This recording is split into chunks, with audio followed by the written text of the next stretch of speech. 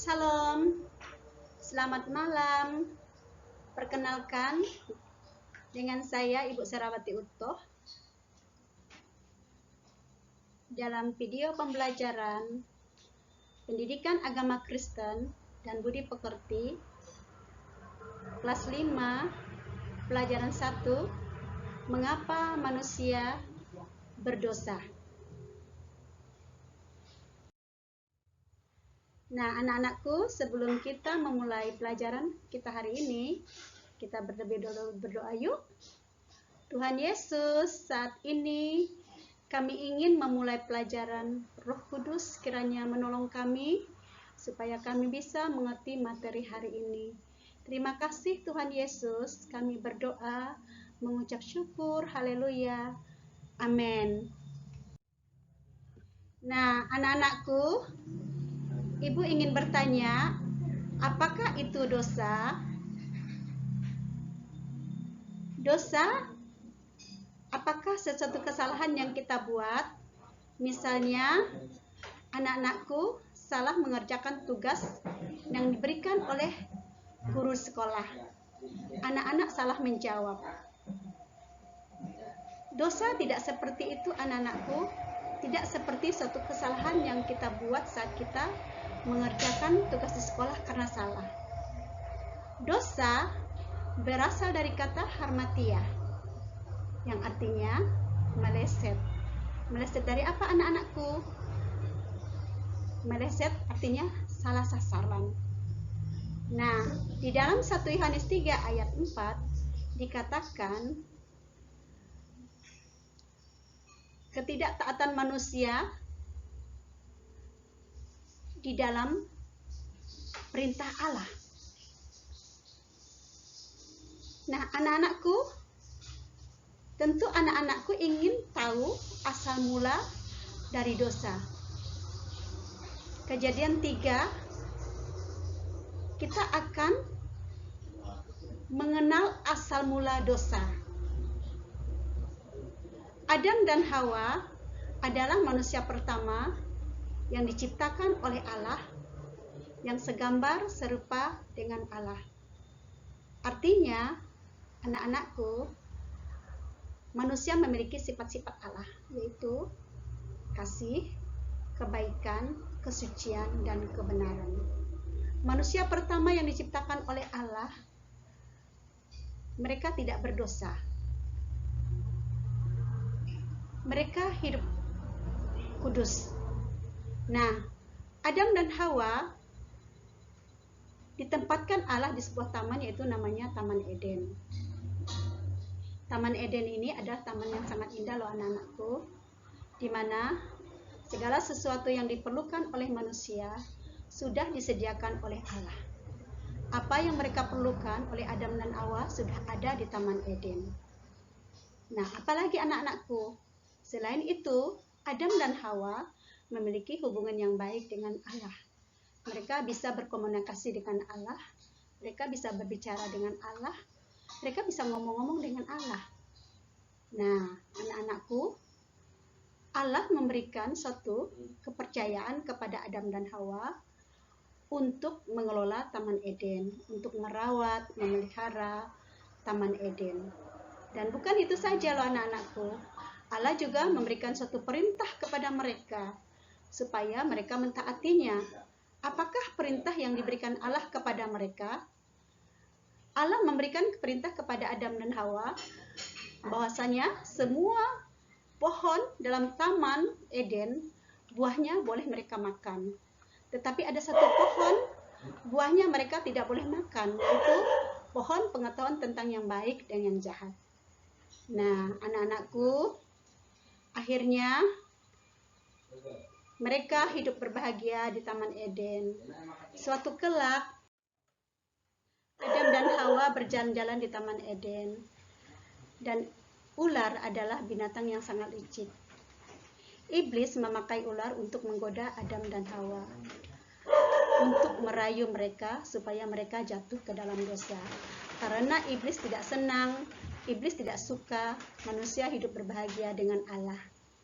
Nah, iblis membisikkan kepada Hawa bahwasanya semua pohon dalam taman ini buahnya tidak boleh kamu makan, tapi pohon tentang pengetahuan yang baik dan jahat boleh kamu makan. Iblis memutarbalikkan firman Allah kepada Hawa.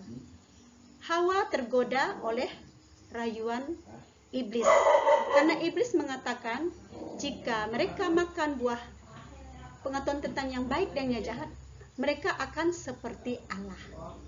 Nah, anak-anakku, akhirnya Hawa pun mengambil buah pengetahuan tentang yang baik dan jahat itu, lalu mereka memakannya. Apakah yang terjadi, anak-anakku? Mereka tidak seperti yang dikatakan oleh iblis, di mana mereka dikatakan akan seperti Allah. Saat mereka memakan buah pengetahuan tentang yang baik dan yang jahat, itulah awal dari dosa. Mereka telah jatuh ke dalam dosa karena mereka tidak taat kepada perintah Allah tadi. Akhirnya, setelah mereka sadar mereka telah berdosa, mereka telah bersalah, mereka sadar mereka sudah tidak berpakaian, lalu mereka malu, mereka bersembunyi, mereka menyembunyikan diri. Akhirnya Allah menemui mereka, lalu Allah memberikan pakaian dari kulit binatang kepada Adam dan Hawa. Akhirnya, anak-anakku, Adam dan Hawa telah jatuh ke dalam dosa. Mereka telah melanggar perintah Allah. Mereka tidak taat kepada perintah Allah. Mereka mendapatkan hukuman daripada Tuhan. Mereka tidak boleh lagi mendiami atau tinggal di Taman Eden. Mereka dihalau oleh Allah, diusir dari Taman Eden. Nah, ada hukuman yang diterima oleh Adam, yaitu Adam bersusah payah mencari rezeki, Kejadian 3. Hawa susah waktu untuk mengandung, kesakitan waktu melahirkan. Ular berjalan dengan perut makan dari debu tanah. Bumi, tanah terkutuk dan mengeluarkan semak duri.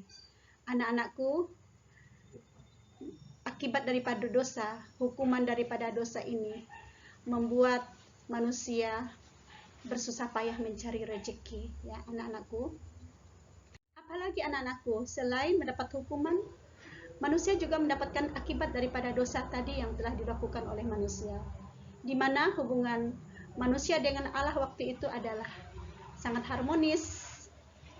Tetapi setelah manusia berdosa, hubungan manusia dengan Allah telah terputus.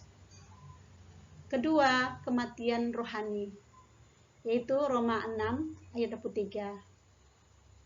Di mana dosa mendatangkan hukuman.